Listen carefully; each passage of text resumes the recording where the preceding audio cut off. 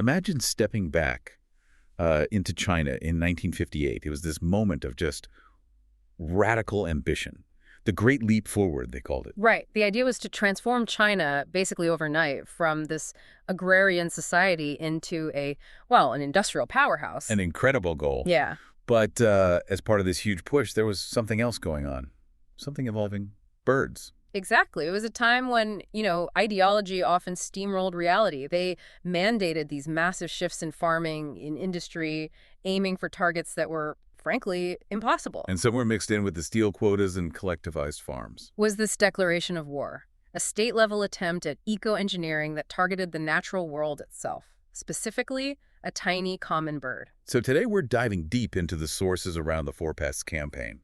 We want to understand the shocking thinking behind it, how they actually mobilized the entire nation, and the absolutely devastating consequences that nobody seemed to foresee. It's a profound cautionary tale, really, when China declared war on sparrows, and nature inevitably won. Okay, so the Great Leap Forward. The core idea was control, wasn't it? Absolutely. Control the economy, control production, and crucially, control the environment. Nature was seen as just another obstacle to overcome for production. So getting rid of sparrows from that perspective seemed logical, like clearing land. Kind of. In 1958, adding a nationwide sparrow cull to the plan must have seemed like a straightforward step towards guaranteeing more food. Simple cause and effect, they thought. Let's unpack that. Who exactly was the enemy here? What kind of sparrow? We're talking about the Eurasian tree sparrow. They're a bit smaller than the house sparrows you might see, flitting around your garden. And they got lumped into this Four Pests campaign, along with rats, flies, and mosquitoes. That seems odd. Sparrows aren't exactly known for carrying disease like the others. No, they aren't. The government's argument, though, the one they pushed out to everyone, was incredibly simple. Sparrows eat grain. Too much grain. Their calculation was, eliminate the birds, and all the grain they would have eaten, supposedly millions of tons a year, would go to feed the people instead. And that calculation, however simple or flawed, just became policy.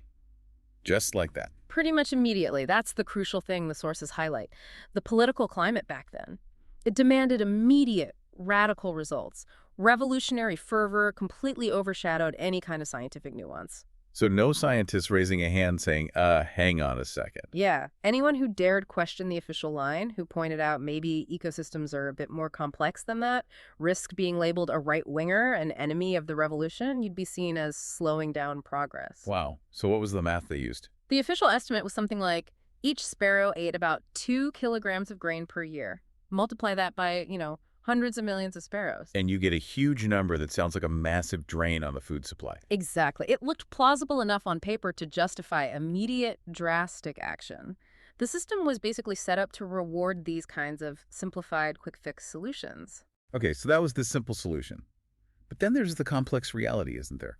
What did that simple calculation miss? It missed almost everything important about the sparrow's diet. They focused only on the grain eating, which, sparrows do, especially outside the breeding season. But, and this is critical, during the spring and summer, when they're raising chicks, their diet shifts dramatically. They need protein. They need insects. So they're eating bugs. Loads of them. Oh. And crucially, many of the insects they eat are the real crop destroyers. We're talking locusts, grasshoppers, caterpillars, beetles, the kinds of pests that can wipe out fields. So the sparrows were actually acting as pest control. Precisely.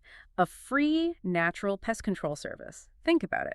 A single tree sparrow can munch through over 100 insects a day. Scale that up across the country. That's millions, billions of crop-eating insects removed daily. Right. So if you do the full calculation, the grain saved by the sparrows eating insects far outweighs the grain the sparrows themselves eat. Having them around was a net positive for food production. They were essential to the balance. Absolutely. Getting rid of them based on that one flawed metric. It was like, taking a sledgehammer to your engine because it makes a funny noise sometimes. It completely missed the bigger picture. Okay, so the order goes out. Eliminate the sparrows. How did they actually do it? The mobilization sounds staggering. Oh, it was that's one of the most jaw-dropping aspects in the sources. We're talking pretty much the entire population. School kids, factory workers, soldiers, people in every neighborhood, everyone was enlisted. Propaganda. Massive amounts of it. Posters, rallies. The sparrow was painted as this enemy of the people. It wasn't just a pest, it was practically a counter-revolutionary element that had to be wiped out for the good of the nation. And the methods. Brutal, absolutely brutal, reflecting that revolutionary urgency. People climbed trees, smashing nests, crushing eggs, killing chicks on sight. Kids were involved too. Yeah, children were given slingshots, told to guard fields. There were even competitions, between villages or work units to see who could kill the most birds. Rewards were given out. But there was one tactic that seems particularly infamous: the noise campaign. Ah, yes, that's the one everyone remembers.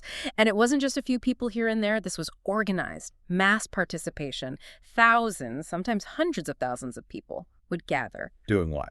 Banging things. Pots, pans, drums, gongs, anything that made noise. They'd stand on rooftops, in fields, and city squares, just banging, banging, banging for hours. Hours. What the point of just making noise? The idea was to create this inescapable wall of sound. Sparrows are tiny, they have high metabolisms, they need to rest. The constant noise prevented them from landing anywhere. Anywhere at all. Anywhere. They couldn't land, couldn't rest, couldn't feed. The sources describe them flying and flying until they literally just collapsed from exhaustion. They just fell out of the sky. Fell dead out of the sky. It was terrifyingly effective in a horrifying way. There's a researcher, Judith Shapiro, who studied this, right? Yeah. She captured some of the human feelings around it. Yeah, her work is fascinating. She interviewed older people who remembered the campaign vividly, and their memories were complex, sort of contradictory. How so? On one hand, some recalled it almost joyfully, like a giant community festival. Schools and factories closed, everyone working together for this common goal, a sense of collective purpose. But underneath, there was often this current of, confusion, maybe wistfulness, even sadness. They saw the trucks piled high with dead birds, a symbol of success, but why? That quote she recorded, the woman asking what the sparrows had done to make Chairman Mao so pissed off. Exactly. It perfectly captures that feeling of bewilderment, of participating in something so huge and destructive without really grasping the ecological stakes involved, just following orders, basically. But follow orders they did. And by its own grim standards, the campaign was a success, wasn't it? A terrifying success. Official numbers claim something like 1 billion sparrows were killed in just a short period. In some areas, they pushed the species right to the edge of local extinction. And they celebrated this. Oh, yes. Piles of dead birds were publicly displayed. It was hailed as a major victory for socialism, proof that humans could conquer nature. And then, the other shoe dropped. Immediately, the ecological consequences were swift and catastrophic. With the sparrows gone, what do you think happened to their main food source during breeding season? The insects. The insects, particularly locusts. Their populations just exploded. The natural check was gone. Swarms grew to biblical proportions. Stripping fields bare. Absolutely rampant. Locusts could devour entire fields of rice, wheat, whatever in hours. It wasn't just locusts either. Other pests also thrived. And birds of prey that ate sparrows, their numbers crashed too. It was a total ecosystem collapse. And the timing of this couldn't have been worse for the people. Catastrophic. This environmental disaster slammed right into other massive problems of the Great Leap Forward: the forced collectivization that disrupted farming, bad weather in some areas, and crucially, terrible policy decisions like exporting grain even as people starved. So the Sparrow campaign directly contributed to the Great Chinese Famine. It massively exacerbated it. The famine was complex with multiple causes, but wiping out a key part of the agricultural ecosystem certainly didn't help. It made a horrific situation even worse. We're talking about one of history's worst man-made disasters, tens of millions dead. Is there data linking the sparrow cull directly to the food shortages? Yes, studies later showed a clear correlation. Areas where sparrows had been most numerous before the campaign saw the sharpest drops in food production afterwards. Oh, sharp. Rice production down about 3%, wheat yields down about 1.5%. Now, those percentages might not sound enormous on their own. But when you're talking about a nation on the brink of starvation, losing even that fraction of your staple food supply is devastating. It meant the difference between life and death for millions.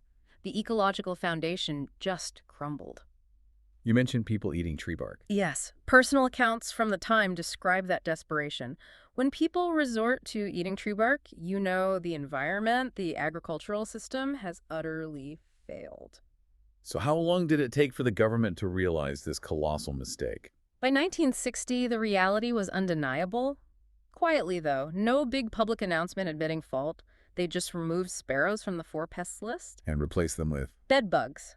A much less ecologically significant target, obviously. And then the ultimate irony. They actually had to import sparrows from the Soviet Union, of all places, to try and rebuild the population and get the exploding insect numbers back under some kind of control. Wow. Importing the very birds they just tried to exterminate. It's quite a story. It is. And while it's easy to focus on the sparrow campaign as this unique, bizarre event, it's important to see it as part of a bigger pattern. What kind of pattern? The pattern of ideology, especially rigid, top-down ideology, completely ignoring or overriding scientific understanding of how ecosystems actually work. It wasn't just China. Right, you mentioned the Soviet Union earlier. Yeah, their Virgin Lands campaign in the 50s and 60s, plowing up vast areas of fragile grasslands in Kazakhstan and Siberia, totally unsuitable for intensive agriculture. What happened? Predictably, massive wind erosion, devastating dust storms, loss of topsoil, chronic grain shortages. They basically created their own dust bowl. Same root cause. Political ambition, ignoring ecological limits. And this kind of thinking, it still happens. Sadly, yes. Even today, you see examples. Think about efforts to eradicate prairie dogs in North America, or another fascinating example from China, the pika. Pikas, Yeah. the little mountain critters, Yeah. the ones that supposedly inspired Pikachu. That's them. Often targeted as pests, believe it or not. Local officials sometimes claim their burrows damage grasslands or cause livestock to break legs, so they poison them. But science says Science says the opposite. Especially on the Tibetan Plateau, scientists found pika burrows are crucial. They aerate the soil, creating this sponge-like effect. meaning they help the land hold water. Exactly. They significantly improve water retention in these high-altitude grasslands. And remember, the Tibetan Plateau is the source of Asia's major rivers, the Yangtze, the Yellow River, the Mekong, the Ganges. So getting rid of pikas could actually impact water supplies for millions, maybe billions downstream. Potentially, yes. It's another case of targeting a supposed pest without understanding its vital role in the larger system. That lack of foresight is the recurring theme. So the war on sparrows, it really stands as this profound, almost terrifying cautionary tale. It really does. It shouts from the rooftops about the dangers of simplistic thinking and bold action that ignores scientific reality. Complex environmental problems just don't have single-species villains or quick fixes. You need patience, deep understanding, long-term ecological thinking. Precisely. And maybe the biggest takeaway from this deep dive, something for you listening to consider, is this.